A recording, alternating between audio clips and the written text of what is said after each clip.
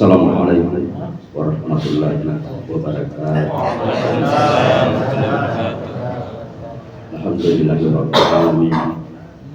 Wassalatu wassalamu ala asyrafil anbiya wal mursalin wa ala alihi wa sahbihi ajma'in. Faqala Allahu ta'ala fi Qur'anil Karim, ya ayyuhalladzina amanu taqullaha haqqa tuqatih wa la tamutunna illa wa antum muslimun.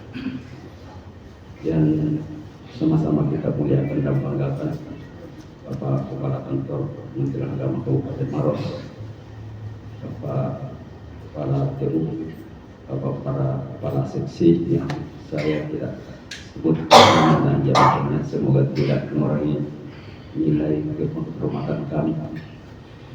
Bapak-bapak, ibu-ibu, alhamdulillah hari ini Allah Subhanahu wa Ta'ala mempertemukan kita semua. Walaupun saya yakin dan percaya bahwa di hadapan saya ini adalah guru-guru saya semua, dan hanya kami diingatkan oleh ayat wa tawassaw bil haqqi wa tawassaw bis sabr. Hadirin yang saya hormati, kita sudah berada di bulan Ramadan. Kalau para ulama kita mengartikan adalah bulan yang sangat panas, saking panasnya bisa menghanguskan, dan yang dimaksud menghanguskan adalah dosa-dosa kita. Oleh Nabi kita mengingatkan, barang siapa yang sampai bertemu Ramadan dan berakhir Ramadan dan ia tidak terhapus dosa-dosanya, maka dialah orang yang rugi. Sehubungan dengan itu, mari kita introspeksi diri kita masing-masing. Apa betul ibadah kita, komitmen kita ke Islam maupun ke Ramadan sudah betul kita usahakan, hasilnya kita serahkan kepada Allah. Selanjutnya bahwa kita dalam menjalani puasa, karena pada hakikatnya Islam itu kan ada syariatnya, ada aturan-aturannya, aturan yang diatur oleh agama. Pada prinsipnya tidak ada yang memberatkan. Seberat apapun menurut pikiran kita, tapi menurut Allah tidak. Termasuk salah satunya puasa. Puasa sesungguhnya kalau kita bukan lagi dari sisi medis, justru sehat. Oleh itu Islam mengajarkan kepada kita semua bahwa tidak ada hukum yang ditetapkan Allah, tidak ada aturan yang ditetapkan Allah kecuali manfaatnya berlaku bagi yang menjalankannya. Dan tentu karena ini merupakan keyakinan, dan siapa yang tidak atau enggak melakukannya, sesungguhnya ada namanya sanksi. Walaupun Allah Maha Kaya, Maha Pemurah, dan Maha Pengampun. Oleh itu, kalau kita lihat, pada hakikatnya agama itu memelihara jiwa. Salah satunya adalah puasa. Karena tidak semua orang, walaupun pada prinsipnya wajib atau tidak, ada pengecualian bagi memang oleh medis tidak dimungkinkan. Apa tujuannya? Agar kembali kita takwa. Olehnya itu, mari kita manfaatkan bulan suci Ramadan ini, semoga kita semua seperti diharapkan bahwa Ramadan ini sebagai bentuk latihan yang sudah ada ganjarannya. Dan semoga di luar Ramadan, pasca Ramadan, makna puasa itu tidak hilang. Apa di antaranya? Katakan dilarang bermusuhan, dilarang bicara-bicara yang tidak bermanfaat. Dan pada prinsipnya semua itu ada dilarang yang ada larangannya. Nah, olehnya itu di pasca Ramadan diharapkan ini terimplementasi setelah Ramadan. Bagaimanapun kita sukanya sesuatu, bagaimanapun kita senangnya sesuatu, Tapi karena ini larangan, sami'na wa ata'na. Sama halnya puasa. Siapa yang tidak ingin minum saat haus? Siapa yang tidak ingin makan saat lapar? Tetapi ditahan karena iman. Ya, mudah-mudahan setelah pasca Ramadan ini juga berlaku bagi dalam hidup dan kehidupan kita sehari-hari. Selanjutnya, Islam juga memelihara namanya harta. Kalau kita baca di surah Al-Baqarah, surah 2, Matalul ladzina yunfiquna amwalahum fi sabilillahi kamathali habbatin ambatat sab'a sanabila fi kulli sunbulatin mi'atu habbah wallahu yudhaifu liman yasha' wallahu wasi'un. Jadi Allah ini sesungguhnya orang Islam itu dipelihara hartanya melalui media, namanya media sedekah atau media membelanjakan harta kita di jalan Allah. Bagaimana kriterianya? Minimal segala belanja kita itu diniatkan, karena segala amal itu tergantung niatnya. Innamal a'malu binniyat. Ya mungkin segelas istri kita kalau diberi belanja diniat, ya, karena saya ketentuannya begitu. Jadi ada lagi media disediakan Allah untuk menjaga harta kita, untuk memelihara harta kita, agar kita itu dapatkan harta itu. Karena menurut ulama kita, harta yang kita miliki itu walaupun kita punya, tapi yang kita miliki itu cuma 3. Apa yang kita makan, apa yang kita pakai, dan apa yang kita sedekahkan. Yang kita makan sudah rasa, yang kita pakai ya sudah, tetapi yang kita sedekahkan, kalau misalnya kita berbanding-banding, kalau misalnya kita pakai teori zakat, zakat kan 2,5%, kalau perdagangan, kalau pertanian kan lain. Itu kan paling, kalau misalnya ada 100 juta atau 10 juta, ya disedekahkan setiap malam kan cuma 10.000, 5.000. Dan mungkin itulah yang menjadi kita, milik kita, yang kita titip dari awal. Dari sekian banyak itu, ada disediakan media untuk menjadi hak kita, milik kita di saat kita menghadap kepada Allah Subhanahu wa Ta'ala. Tidak ada yang bisa ganggu itu yang kita titip sekecil. Dibanding dengan yang besar, maaf, kalau mungkin ada menariknya teori begini, yang paling kita senangi itu di dunia siapa? Apa sih? Kalau paling istri tadi kita senangi tidur, segalanya ada bertumpu sama dia. Tetapi apakah betul suami istri itu kita yakin bahwa kesetiaannya tidak akan berakhir? Akan berakhir. Minimal kalau siapa yang sudah meninggal, kan paling nanti paling dikubur. Paling cinta itu istri atau suami paling cinta dari istri kalau dia paling belakangan pulang dari rumah. Apalagi kita mau bilang, teman nggak dulu sebentar dalam kubur, sejenak, atau bermalam bagi dulu teman si malam itu dikubur. Artinya ini yang kita cintai pada akhirnya juga tetap berpisah. Dibanding dengan, ya, kalau kita kembali ke secara umum, harta kita yang banyak kita cintai, apa betul kita akan masih bersama di hari kemudian? Wa minan nas man yaqulu amanna billahi wa bil yawmil akhir wa ma hum bimu'minin. Ada di antara manusia mengatakan saya beriman kepada Allah, saya beriman kepada hari akhir, tapi apa betul? Di mana wujudnya? Bagaimana caranya?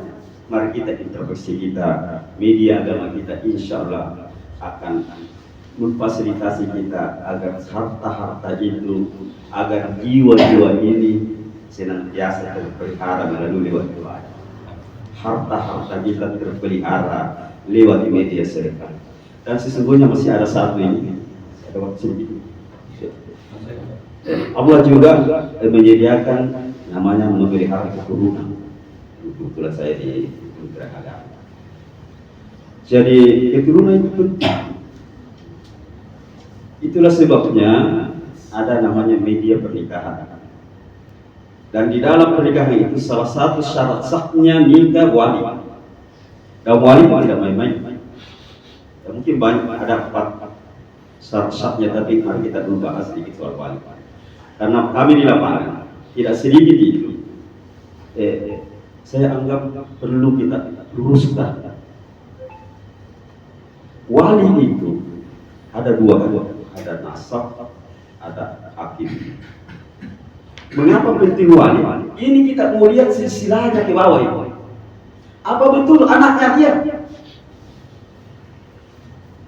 Bagaimana cara mengujinya? Cara mengujinya kan?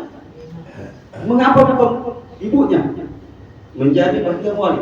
Karena ibu itu kan bisa boleh jadi 1 ceret 3 gelas. Kalau ada mau berani ya soal ada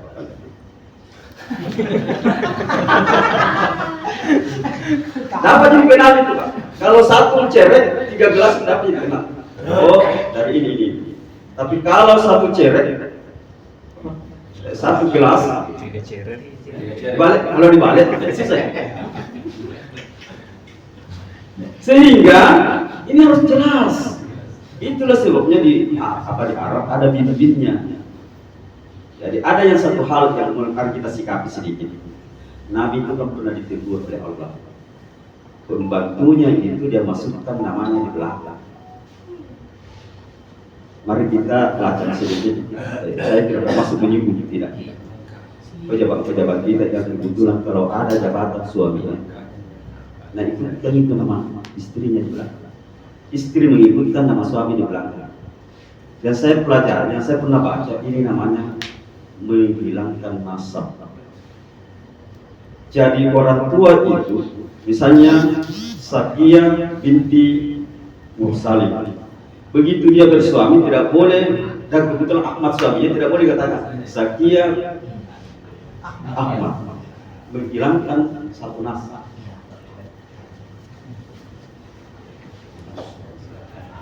Dan saya pernah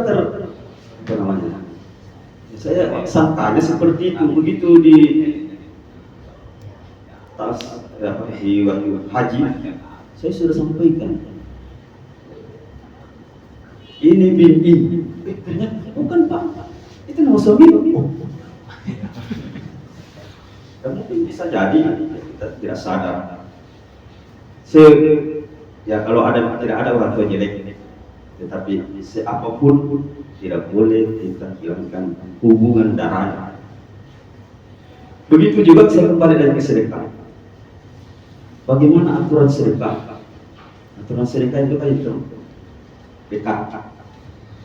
Ini kalau saya lihat di kampung-kampung ya, tidak sedikit kasihan orang tua itu kalau sudah tua nih. Nah kasihnya anaknya rumah. Kebetulan tua, menantunya yang dikasih. Kalau pengantin kita perhatikan, kalau dipanggil minta dari mobil, kita kasih edukasi ke rumah nak.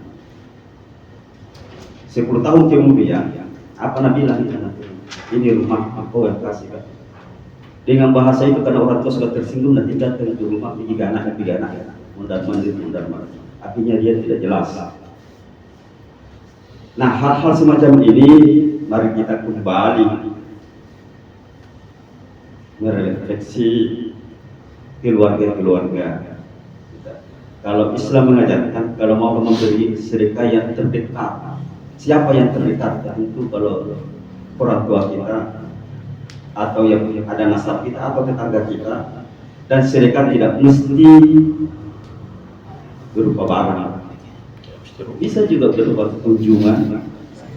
Yang penting bisa bagaimana membahagiakan mereka itu. Dan saya pernah beranalogi begini, ada di antara orang tidak senang kalau mengurus orang tuanya. Tetapi pernahkah kita bayangkan bagaimana waktu kita kecil, waktu selalu kita kencing celana di tempat tidur, apa orang tua kita pernah marah? Tidak. Tetapi tidak sedikit orang tua kalau sudah mulai jongkok, sudah di depan pintu, tidak sampai kencing, sudah marah-marah. Ada apa ini? Ya, ini tentu Mari kita kembali ke agama kita. Bagaimana agama kita? Sedangkan agama itu kan mengajarkan kata asalnya tidak boleh. Bapak Ibu yang saya hormati, ini kira-kira yang saya sempat sampaikan. Sebenarnya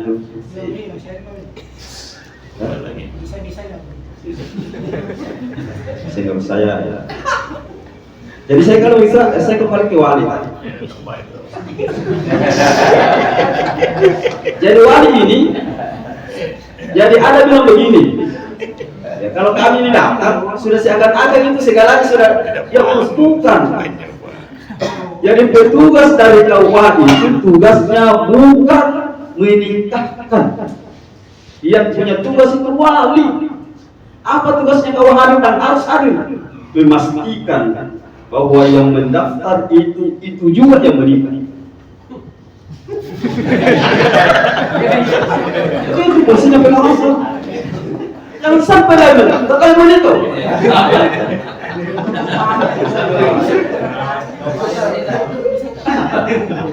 Ya lain-lain kalau kawannya menikah. Tapi ini kan seakan ada seperti itu. Oh iya Pak Surata, enggak lah. Saya pasti cari orangnya. Kalau tidak tinggal. Karena ini sini lah punya. Kan termasuk kita semua kalau ada keluarga menikah. Mari kita. Kalau memang kan ada tidak sedikit itu saya sudah betul di kantor. Tetapi begitu pada hari H, sebentar bila kita pokoknya kita bisa kan? Apa namanya? Terlepas dari itu ya, lain lagi. Tetapi paling tidak tugasnya bahwa bukan menikah, akan tetapi wajib menghadiri pernikahan. Itulah sebabnya tidak seharusnya itu yang memeriksa itu tuh yang hadir supaya pasti. Yang kedua itu saksi. Siapa sebaiknya harus saksi? Orang terdekatnya, supaya dipastikan bahwa yang betul menikah ini laki-laki betul, karena kuliah di kecil. Jangan sampai laki-laki, harus laki-laki tapi tidak laki-laki. Dan itu pernah ditemukan di Batu. Saya buka. Serius Pak. Cuma kebetulan saya waktu itu di Jakarta, ribut orang. Dan setelah ditelusuri ternyata dia tidak tercatat di KUA. Sehingga ada yang muncul macam-macam. Kalau bisa betul ya. Ya, nanti kita bahas kajian. Apalagi dan saat yang jarang lagi kita temu itu melacak si A dengan si B ini apa sesuatu.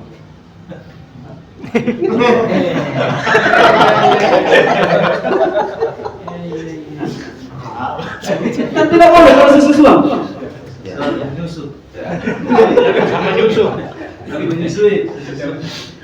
Artinya kalau pernah tetangga, kalau dulu dimakan sekarang lebih banyak suara sapi. Tapi kalau kita dengar ceritanya Abu Burda, Kiai Haji Samsi Bajo, saya pernah dengar begitu. Saat menyampaikan hikmah, boleh. Dia bilang begini, kalau kau lihat 3 anak di saat melakukan sesuatu yang dilarang, kalau kau satu kali ngomong, ada berhenti. Ada baru dilihat dia ditata-tata sudah berhenti. Ada yang memang biar dia tidak berhenti. Kecuali katanya sapi yang berbunyi baru berhenti. Kenapa? Setelah ditelusuri, ada anak memang yang pertama itu mulai kecil sampai dewasa sampai 2 tahun disapi oleh kedua orang tuanya dengan ASI. Dan itu baru ditata-tata. Mungkin orang-orang tua seperti kita itu baru ditata-tata mengerti bagi. Karena memang jiwa manusianya murni. Katanya guru ini almarhum. Ada juga yang ngomong pagi, jangan begitu. Berhenti. Nah, ini katanya campur gitu.